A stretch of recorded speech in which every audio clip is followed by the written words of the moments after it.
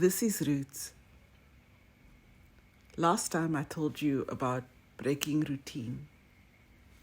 What I didn't tell you was how we found our way home. We reached St. James.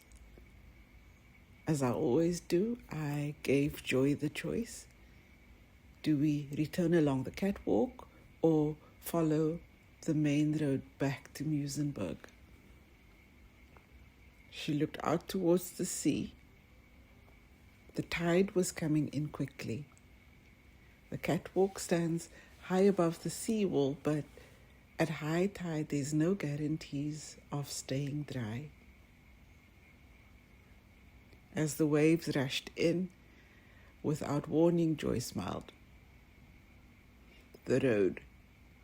And so our journey home took a different turn. The sea was on our right. Traffic drifted by. We walked without hurrying. And it's funny how walking changes the way you see a place. Driving, I might never have noticed. On foot, the stories seem to find you. Rhodes Cottage appeared first. Then, next door, Rhodes and Vrede. One small, the other magnificent. Cecil John Rhodes died in the little cottage. The grand house he commissioned stood waiting on the hill above. He never lived to see it completed.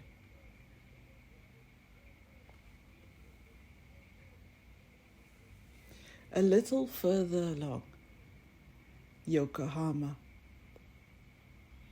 a name that always catches my attention. For years, I carried a story about that little papier-mâché house. I imagined a widow traveling to Japan in the early 1900s, returning with the panels to build her home beside the sea. Later, I learned history tells a different story. But Yokohama remains. Weathered by the sea, softened by time, still standing. Perhaps the stories we first believe become part of our own story too.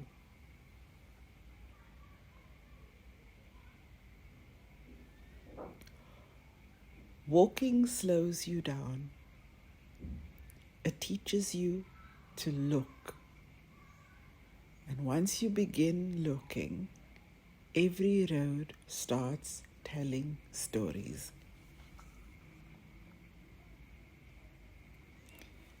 As we approached Muizenberg station, our route changed again. We crossed into the subway, following the railway platform, and came out into a landscape I hardly recognized. The beachfront has become one enormous construction site.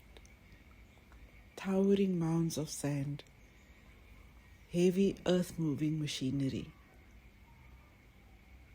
The coastline I thought I knew had disappeared beneath the sand and machinery. Even the colorful changing huts at Surface Corner have gone. The coast is being reshaped before our eyes. It reminded me that places, like people, never really stand still.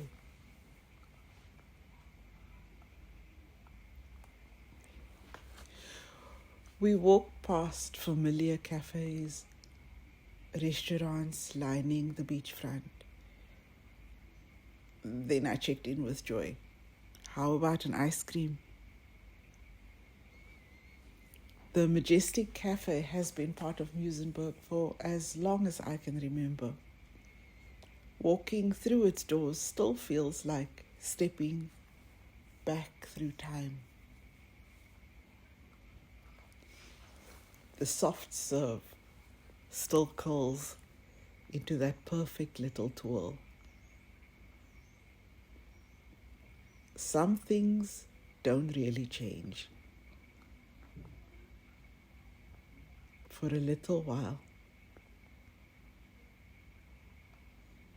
I wasn't introducing Joy to somewhere new.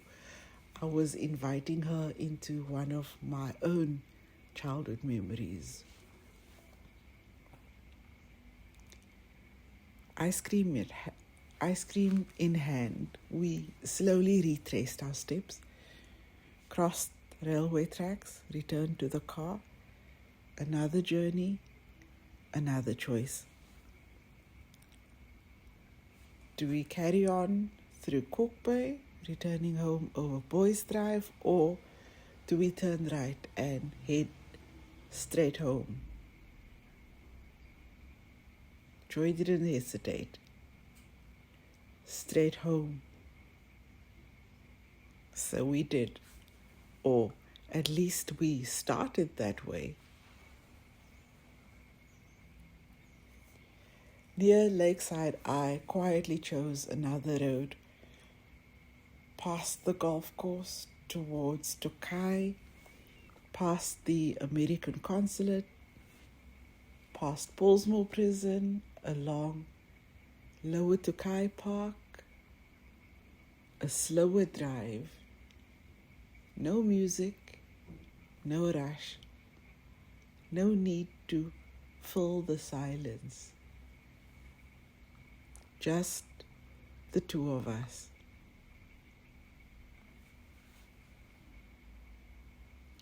When we finally arrived home, I realized the afternoon had never really been about Muizenberg or the history or even the photos I had taken. It was about making time. Time to walk together, time to notice, time to share an ice cream, time simply to be.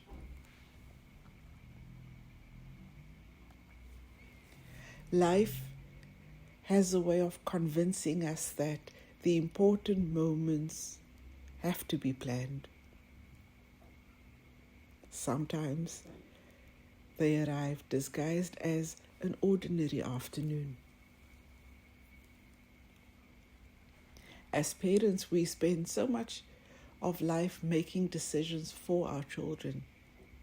Every now and then, it's good to let them choose the route, the pace, the destination.